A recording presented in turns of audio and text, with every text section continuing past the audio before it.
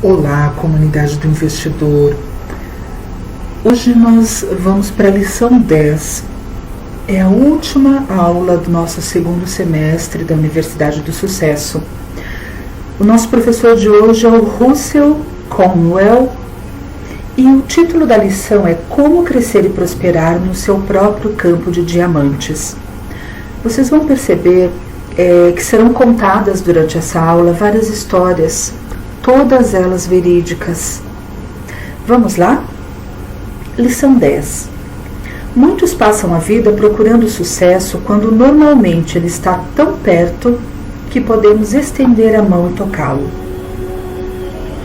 Russell Conwell, que é o nosso professor de hoje, ele é escritor do livro Uma Fortuna a Seu Alcance, já foi publicado também aqui em português.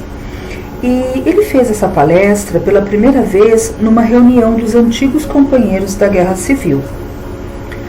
A ideia Campos de Diamantes tem sido exatamente a mesma, ininterruptamente. A ideia é que em nosso país, nossa cidade, no local onde cada um de nós está, todos têm oportunidade de dar o melhor de si mesmos em seu próprio meio, com sua própria habilidade, sua própria energia e com seus próprios amigos. Como vocês podem perceber, o nosso corpo docente aqui da Universidade do Sucesso, ele não tem uma idade aí de aposentadoria obrigatória. O sucesso, você está a ponto de aprender do nosso professor de hoje, que é um imortal, provavelmente está bem debaixo do seu nariz. Vamos à primeira história. Há muitos anos, ao descer os rios Tigre e Eufrates com um grupo de viajantes ingleses, encontrava-me sob a direção de um velho guia árabe que contratamos em Bagdá. O velho guia conduzia meu camelo pelo cabresto ao longo das margens daqueles rios antigos e contava história após história, até que fiquei cansado de suas narrativas e deixei de ouvir. Não fiquei irritado com o guia quando ele se zangou por eu ter deixado de ouvi-lo. Mas eu lembro que ele tirou o chapéu turco e ficou girando no ar para chamar a minha atenção. E eu tentei não olhar para ele, porque eu sabia que ele ia continuar a falar. Por fim, acabei olhando e tão logo fiz, ele deu início a outra história. E assim ele disse: agora eu vou lhe contar uma história que reservo para os meus amigos particulares. Quando enfatizou as palavras amigos particulares, acabei ouvindo e eu sempre fico contente por isso. O velho guia me contou que certa vez ali viveu, não longe do rio Indo, um velho persa chamado Ali Hafed. Contou que Ali Hafed era proprietário de uma fazenda muito grande, com pomares, searas e jardins, que tinha dinheiro a juros, era um homem muito rico e feliz. Era feliz por ser muito rico e muito rico por ser feliz. Certo dia, o velho fazendeiro recebeu a visita de um daqueles velhos monges budistas, um dos homens sábios do Oriente. Esse sábio sentou-se ao lado do fogo e contou ao velho fazendeiro como é que este mundo havia sido feito. E lá num dos momentos, explicando que a terra começou como uma bola de fogo e que aí os fogos internos irromperam para fora da crosta e lançaram as montanhas, colinas e vales, planícies e pradarias deste nosso mundo maravilhoso. Se essa massa interna liquefeita lançava-se para fora e esfriava muito rapidamente, transformava-se em granito, menos rapidamente em cobre, menos ainda em prata, menos rápido em ouro, e depois do ouro vieram os diamantes. O velho monge disse: o diamante é um pingo do sol congelado. Agora é literal e cientificamente verdadeiro que um diamante é um autêntico depósito de carbono do sol. O velho monge disse a Ali Hafed que se ele tivesse um diamante do tamanho do polegar, poderia comprar um município. Se tivesse uma mina de diamantes, poderia colocar seus filhos em vários tronos, devido à influência de sua grande riqueza. Ali Hafed ouviu tudo sobre diamantes, o quanto eram valiosos, e foi dormir naquela noite como um homem pobre. Não havia perdido nada, mas estava pobre porque sentia-se infeliz, e infeliz por achar que era pobre. Disse: quero uma mina de diamantes, e não dormiu a noite toda. Logo cedo pela manhã procurou o monge, que, irritado por ter sido acordado cedo, foi entender o que é que ele queria. Pode me dizer onde é que eu posso encontrar diamantes? Bem, Vá em frente e procure-os, disse meio irritado. É só o que precisa fazer. Vá, procure-os e depois os terá. Mas eu não sei aonde ir. Bom, se você encontrar um rio que corre através de areias brancas entre altas montanhas, naquelas areias brancas sempre encontrará diamantes. Eu não acredito que exista um rio desses. Há muitos rios iguais a esse. Tudo o que tem a fazer é procurá-los e depois os terá. Ali Rafé retrucou, então irei. Assim ele vendeu a fazenda, recebeu o dinheiro, deixou a família aos cuidados de um vizinho e partiu em busca de diamantes. Começou a procurar, a meu ver muito apropriadamente, nas montanhas da Lua. Depois percorreu a Palestina, perambulou pela Europa e, por fim, quando já havia gasto todo o dinheiro, estava em farrapos, desventurado e pobre, viu-se de pé na praia da Baía de Barcelona, na Espanha, quando uma grande onda provocada pela maré veio rolando entre as colunas de Hércules e o pobre homem, aflito, sofredor e agonizante, não pôde resistir à tentação terrível de lançar-se à corrente que chegava e afundou sob a crista espumante, jamais voltando para esta vida. Certo dia, o homem que comprara a fazenda de Ali Rafed conduziu o camelo para o interior do jardim para beber água. E assim que o animal colocou o focinho na água pouco profunda do riacho do jardim, o sucessor de Ali Rafed notou um estranho brilho vindo das areias brancas do córrego. Retirou uma pedra preta que tinha um único olho de luz e que refletia todas as cores do arco-íris. Achou-a bonita e levou a pedra para dentro de casa, colocando-a sob o consolo da lareira, esquecendo depois daquilo.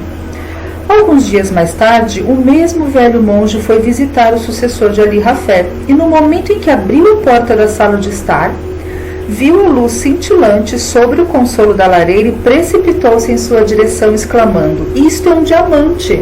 Ali Rafed já voltou?" "Não, Ali Rafed não voltou ainda e isso daqui não é um diamante, não passa de uma pedra que encontramos bem aqui no nosso jardim." Disse o monge: "Eu digo-lhe que reconheço um diamante quando vejo. Sei que é um diamante com toda a certeza." Então juntos saíram apressadamente em direção ao jardim e revolveram as areias brancas com as mãos e calculem. Surgiram outras gemas mais bonitas e valiosas que a primeira. Assim, disse-me o guia, e isto é historicamente verdadeiro. Foi descoberta a mina de diamantes de Golconda, a mina de diamantes mais esplêndida de toda a história da humanidade, superando a própria Kimberley. O diamante Koh-i-Noor e o Orloff das joias das coroas da Inglaterra e da Rússia, os maiores do mundo, vieram dessa mina. Se Ali Rafed tivesse ficado em casa e cavado o próprio porão, ou debaixo do próprio trigal, ou no próprio jardim, em vez de passar miséria e fome, suicidando-se em terra estrangeira, teria conseguido campos de diamantes. Pois cada parte daquela velha fazenda, isso mesmo que vocês estão ouvindo, cada pedaço de terra, produziu posteriormente gemas que desde então passaram a enfeitar as coroas de vários monarcas. Eu olhei para o guia e disse-lhe que a sua história me fazia lembrar de uma outra e contei-lhe rapidamente. Essa é a nossa segunda história. Contei-lhe que em 1847 vivia na Califórnia um homem que possuía um rancho. Esse homem ouviu dizer que haviam descoberto ouro no sul da Califórnia e assim, apaixonado pelo ouro, vendeu o rancho ao coronel Sutter e partiu para nunca mais voltar. O coronel Sutter colocou um engenho no riacho que atravessava o rancho e certo dia, a sua filhinha trouxe um pouco da areia úmida do canal adutor para dentro de casa e fez a areia escorrer em dedos diante do fogo. O visitante viu na areia que caía as primeiras escamas cintilantes do autêntico ouro que jamais foi descoberto em outro lugar da Califórnia. O homem que havia possuído o rancho queria ouro e ele podia tê-lo obtido simplesmente apanhando-o. Na verdade, já foram retirados desde então 38 milhões de dólares só de pouquíssimos hectares. Cerca de 8 anos atrás, fiz esta palestra numa cidade situada na antiga fazenda e me disseram que o proprietário de 1/3 daquelas terras vem recebendo há muitos e muitos anos 120 dólares em ouro de 15 em 15 minutos, noite e dia e sem pagar impostos. Tanto vocês como eu gostaríamos de uma renda dessas, ainda mais livres de impostos. Na Pensilvânia, vivia um homem parecido com tantos conterrâneos que conhecem, que possuía uma fazenda e fez com a fazenda exatamente o que eu faria se eu tivesse uma fazenda na Pensilvânia, vendeu-a. Ele começa essa história porque ele estava palestrando neste dia para moradores no estado da Pensilvânia, nos Estados Unidos. E ele continua a história contando: mas antes de vendê-la, decidiu garantir um emprego na extração de petróleo com um primo estabelecido no Canadá, onde pela primeira vez descobriram petróleo naquele continente. Naqueles primeiros tempos, extraíam petróleo dos riachos velozes. Portanto, o fazendeiro da Pensilvânia escreveu para o primo pedindo emprego. Quando ele escreveu ao primo pedindo esse emprego, o primo respondeu: eu não posso contratá-lo porque você não sabe nada a respeito do negócio do petróleo. Bem, então o velho fazendeiro disse ao primo: eu saberei. E com o zelo mais louvável, deu início ao estudo do assunto. Estudou até conhecer a aparência, o cheiro, qual o gosto e como refiná-lo. Então disse ao primo numa carta: entendo agora do negócio de petróleo. E o primo respondeu: muito bem, venha para cá. E aí ele vendeu a fazenda e, de acordo com a documentação do município, ele fez a venda por $833. Mal havia partido quando o novo proprietário precisou providenciar um bebedouro para o gado. Descobriu que anos antes o proprietário anterior tinha colocado uma prancha sobre o riacho na parte de trás do celeiro, apenas a alguns centímetros da superfície da água. Por quê? O objetivo daquela prancha, naquele ângulo agudo sobre o riacho, aquele pedaço, é para lançar para uma outra margem um refúgio de aparência horrível no qual o gado não colocava o focinho. E assim, o homem que fora para o Canadá, ele tinha represado durante 23 anos um fluxo de petróleo que os geólogos da Pensilvânia nos declararam que 10 anos depois valia então $100 milhões para o estado da Pensilvânia. 4 anos depois da descoberta, os nossos geólogos declararam que aquela descoberta valia para o nosso estado $1 bilhão. Olhem que coisa! Isso serve apenas para ilustrar a minha ideia. Eu repito a vocês esta noite que a oportunidade de enriquecer, de alcançar grande riqueza, está aqui, agora, ao alcance de quase todos os homens e mulheres que me ouvem esta noite. E eu estou sendo sincero no que eu digo. Eu vim para lhes dizer o que acredito ser verdade, e se os anos que vivi foram de algum valor para mim na obtenção de senso comum, eu sei que estou certo. Que os homens e mulheres aqui presentes têm ao seu alcance campos de diamantes, oportunidades de enriquecerem completamente. E aí vocês podem me dizer: não dá para fazer nada com essa informação, não se tem como começar sem capital. Meu caro, deixe-me esclarecê-lo por um momento. Eu preciso fazer isso. É meu dever para com todos os homens e mulheres que estão me ouvindo. Lembre-se de uma coisa: se você sabe o que as pessoas precisam, então tem mais conhecimento de uma fortuna do que qualquer capital poderia lhe dar. E eu conto aqui mais uma história. Em Hingham, Massachusetts, vivia um homem pobre e que estava desempregado. Ficava ociosamente em casa até que certo dia a mulher lhe disse que saísse e fosse trabalhar. Saiu e ficou sentado na praia da Bahia, desbastando uma ripa encharcada até transformá-la numa corrente de madeira. Naquela noite, seus filhos brigaram por ela e ele desbastou outra ripa para manter a paz. Enquanto desbastava a segunda ripa, aproximou-se um vizinho e disse: por que não faz brinquedos de madeira e os vende? Poderia fazer dinheiro com isso. Ah, respondeu ele, nem saberia o que fazer. Por que não pergunta aos seus filhos, bem aqui na sua casa, o que fazer? Qual é a utilidade dessa tentativa? Perguntou o carpinteiro. Meus filhos são diferentes dos filhos dos outros. Mas agiu de acordo com a sugestão e na manhã seguinte, quando Maria desceu as escadas, perguntou: que brinquedo gostaria de ter? Mary começou dizendo que gostaria de uma cama de boneca, uma pia de boneca, um carrinho de boneca, um guarda-chuvinha de bonecas e continuou com uma lista de coisas que o pai levaria a vida toda para fornecer. E assim, consultando os próprios filhos em sua própria casa, usando a lenha da lareira, pois não tinha dinheiro para comprar madeira adequada, esculpiu aqueles brinquedos fortes e sem pintura. Os brinquedos Hingham, que por muitos anos tornaram-se famosos no mundo todo. Aquele homem começou fazendo brinquedos para os próprios filhos, depois fez cópias e vendeu-os por todas as lojas de calçados da vizinhança. Começou a ganhar um pouco de dinheiro e depois um pouco mais, e o Sr. Lawson diz na Frenzied Finance que ele é o homem mais rico do velho Massachusetts. E eu acho que é. E que o homem vale 100 milhões de dólares hoje, o que fez em apenas 34 anos, sob aquele princípio, que se deve julgar que se os próprios filhos gostam, os filhos dos outros também gostam. Para julgar o coração humano por si mesmo, pelo da mulher ou pelo coração dos seus filhos, é a estrada principal para o sucesso na manufatura, mas talvez você diga, será que ele não tinha nenhum capital? Tinha. Um canivete, mas eu não sei se ele havia pago por ele. E eu também contei essa palestra certa vez para uma assistência em New Britain, Connecticut. E uma mulher da quarta fila foi para casa e começou a retirar a blusa, mas o botão da gola estava muito apertado na casa. Ela colocou a blusa de lado e disse, vou arrumar coisa melhor do que isso para colocar nas golas. E aí o marido replicou, depois do que Conwell falou esta noite, você acha que há necessidade de um fecho de colarinho melhor, que seja mais fácil de lidar. É uma necessidade humana. Há uma grande fortuna aí. Ora, então, invente um botão de colarinho e enriqueça. Mas falou isso caçoando dela. E, consequentemente, caçoou de mim. Não obstante a grandeza e a magnanimidade da cortesia de todos aqui esta noite, realmente não acredito que haja 1 em 10 que vai fazer $1 milhão só porque veio aqui me ouvir. Mas a culpa não é minha, é sua. E eu digo isto com sinceridade. Qual é a utilidade do meu discurso se as pessoas não fazem o que aconselho?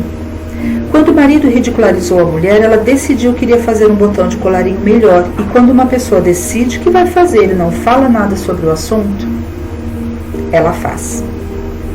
Foi aquela mulher da Nova Inglaterra que inventou o colchete de pressão que se encontra em toda parte agora.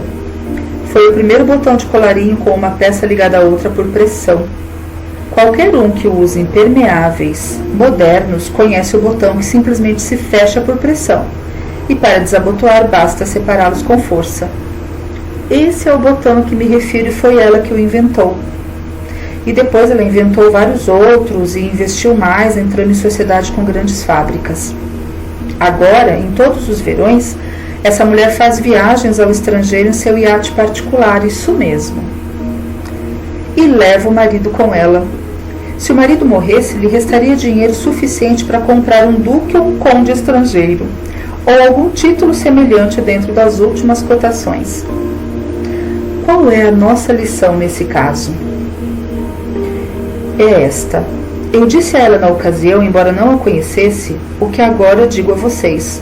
Sua riqueza está bem ao seu lado, está olhando diretamente para ela. E tinha de olhar diretamente porque estava bem debaixo do queixo, no caso daquela mulher. Quem são os grandes inventores do mundo? Novamente temos uma lição diante de nós. O grande inventor está ao seu lado, ou é você mesmo. Só que aí alguém pode dizer, ora, eu nunca inventei nada na vida, nem os grandes inventores, até que descobriram um grande segredo. Acredita ser um homem com uma cabeça do tamanho de um alqueire ou um homem com uma explosão de um relâmpago? Nenhum nem outro. O autêntico grande homem é simples, sincero, comum, criterioso. Nem sonharia que fosse um grande inventor se não visse algo que se vê e que alguém ainda não enxergou. A grandeza não consiste em ocupar algum cargo futuro, mas consiste no fato de fazer grandes façanhas com poucos meios e realizar grandes propósitos nas escalas particulares da vida. Para ser absolutamente grande, é preciso ser grande aqui, agora, onde vocês estão. Aquele que pode dar a esta cidade ruas melhores, calçamento melhor, melhores colégios e mais faculdades, mais felicidade, mais civilização, mais Deus, será grande em qualquer lugar. Deixe que cada homem ou mulher aqui, caso não possa me ouvir de novo, lembre-se disto, que se desejar ser grande mesmo, comece onde está e o que você é. Aí na sua cidade, agora. aquele que pode dar à sua cidade qualquer bênção, aquele que pode ser um bom cidadão enquanto viver aqui, aquele que pode fazer melhores casas, aquele que pode ser uma bênção se trabalhar numa loja ou ficar atrás de um balcão, ou mesmo cuidar da casa, qualquer que seja a sua vida, aquele que pode ser grande em qualquer lugar, deve primeiro ser grande na sua própria casa, no local onde estiver. Às vezes nós passamos a nossa vida buscando tantas coisas externas a nós e achando que a solução está tão distante de nós. E aqui eu deixo uma pergunta para cada um de vocês. Será? Será que nós não temos diamantes no nosso próprio quintal, como ali Rafael? É uma história triste, mas muito linda, para nos trazer uma grande reflexão. Um beijo grande e cheio de amor no coração de cada um de vocês. Nos vemos na próxima aula.